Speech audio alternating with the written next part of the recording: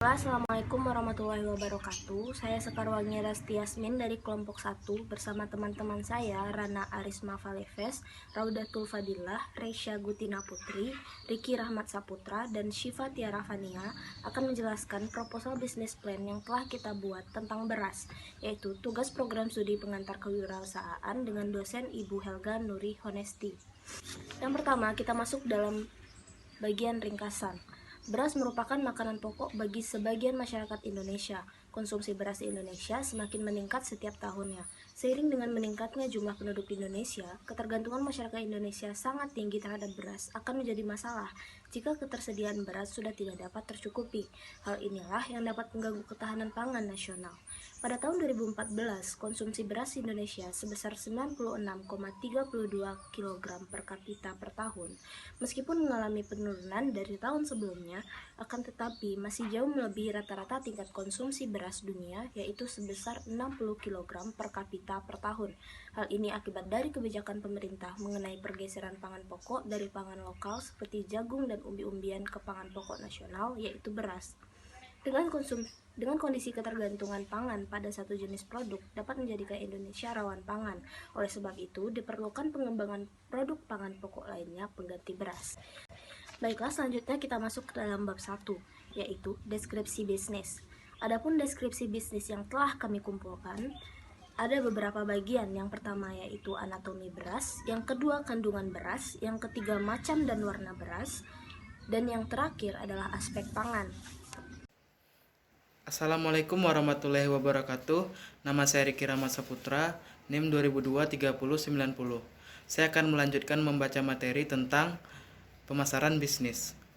Perdagangan beras di Indonesia sangat dinamis, sehingga sistem pemasaran beras yang efisien akan menentukan efisiensi tata niaga beras secara keseluruhan. Secara singkat, tren pemasaran beras di Indonesia serta hal-hal penting mengenai data dan analisa yang terkait dengan konsumsi dan ketersediaan beras nasional, karakteristik dan stratifikasi konsumen, persaingan dan strategi pemasaran yang harus dilakukan dengan melihat tren perubahan permintaan pasar. Baiklah, saya akan menyampaikan bab 3 yaitu tentang pelaksanaan bisnis. 1.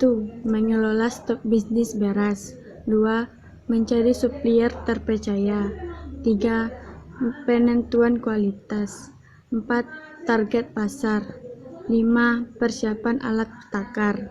6. Selalu berinovasi.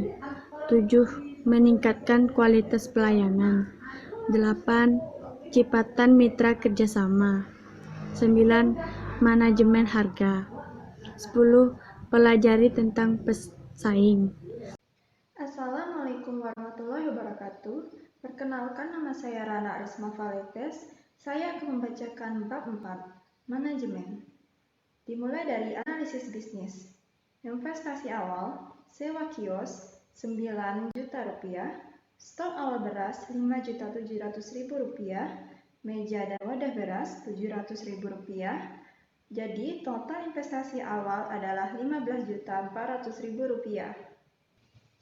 Masa manfaat peralatan adalah 3 tahun atau 36 bulan dan memiliki nilai residu sebesar Rp100.000. Beban penyusutan per bulan yakni Rp6.400.000 dikurang Rp100.000 dibagi 36 bulan, hasilnya sekira Rp175.000 per bulan. Asumsi dalam sehari mampu menjual beras sebanyak 20 kg. Estimasi rata-rata harga beras Rp7.500 per kilogram. Omset per bulan adalah 20 kg dikali 7.500 kali 30 hari, hasilnya Rp4.500.000. Biaya operasional. Perlengkapan kios Rp100.000, gaji 1 pegawai Rp600.000, biaya penyusutan peralatan Rp175.000, biaya listrik Rp50.000, biaya angkut dan umum lainnya Rp300.000.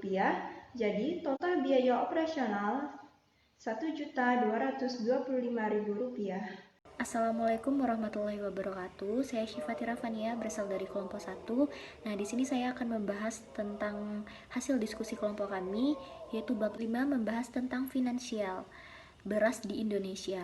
produksi beras di Indonesia. Meskipun Indonesia adalah negara terbesar ketiga yang memproduksi beras terbanyak di dunia, Indonesia masih tetap perlu mengimpor beras hampir setiap tahun, atau walau biasanya hanya untuk menjaga tingkat cadangan beras. Produksi beras di Indonesia pada tahun 2008 60,3, pada tahun 2009 64,4, 2010 66,4, 2011 65,4, 2012 69,1, 2013 37,3, 2014 30,9, 2015 75,4, dan di 2016 79,2.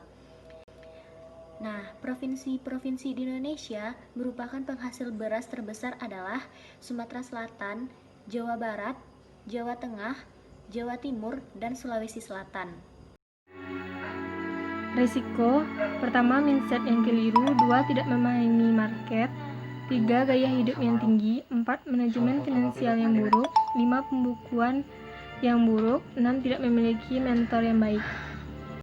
Baiklah, saya akan membahas tentang strategi bisnis dari kelompok kami. Yang pertama yaitu mencari ide bisnis. Kita bisa memperoleh ide bisnis dari buku, majalah, internet, seminar, atau saran pebisnis senior, dan juga ketika kita berkunjung ke pusat perbelanjaan atau pusat keramaian. Tahap yang kedua yaitu memulai bisnis. Pada tahap ini fokuslah untuk jualan, promosi, mengubah calon pelanggan menjadi pelanggan, kumpulkan dan cari konsumen sebanyak-banyaknya. Yang ketiga yaitu meningkatkan profit. Dengan cara perbesar margin keuntungan, buatlah konsumen membeli lebih sering, dan buatlah konsumen membeli lebih banyak. Tahap yang keempat yaitu membangun sistem. Tahap ini secara bertahap kita mulai membangun sistem bisnis.